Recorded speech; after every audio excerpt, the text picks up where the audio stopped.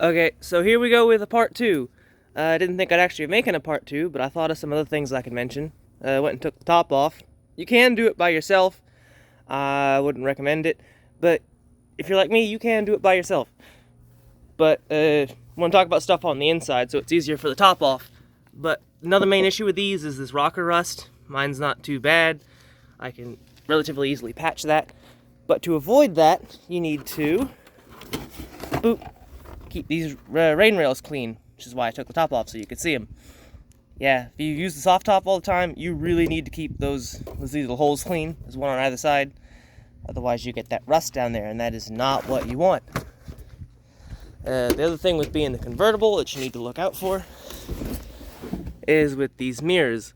Mine's got an aftermarket one that sits over the top, but it's already starting to do it.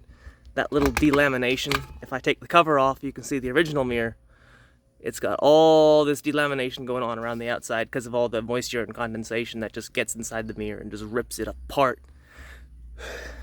Gotta breathe, remember to breathe. So yeah, it's not good. The other thing, these things. Yeah, they hit the... They're useless. They're cool though. I mean, Japanese on them and everything. But they're completely useless. And one of the other things many people complain about is, why is it hinged the other way?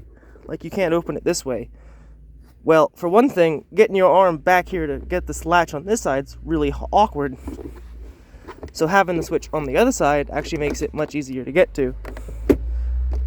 It actually makes much more sense to have it hinged that way, in my opinion. I don't like these though, because in the dark, when you're trying to figure out which one's which, I open the trunk all the time. But this, this goes here. Boop. You know you gotta watch your anime, you stick your phone on that. But anyway, I'm just a huge, massive nerd. Stick that away. Oh yeah, the other thing I wanted to mention was the 1.6 up front. Everybody says, oh, you have to get the 1.8. The 1.8's the one to go with. 1.6 has a whole bunch of issues.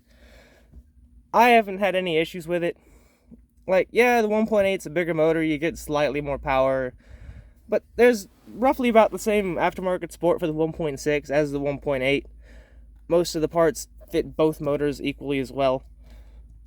So I wouldn't really worry about having to, if you find a car with a 1.6 and not a 1.8, and people says, well, you have to get the 1.8, don't listen to them. I mean, if you want the 1.8, then by all means, but 1.6 will serve you just as well. And